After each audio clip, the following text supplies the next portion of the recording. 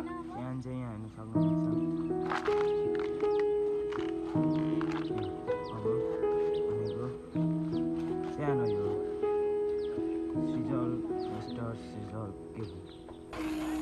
mister sizzle Kerung लिम्बूको च्यान बनाउँदैछु हामी चाहिँ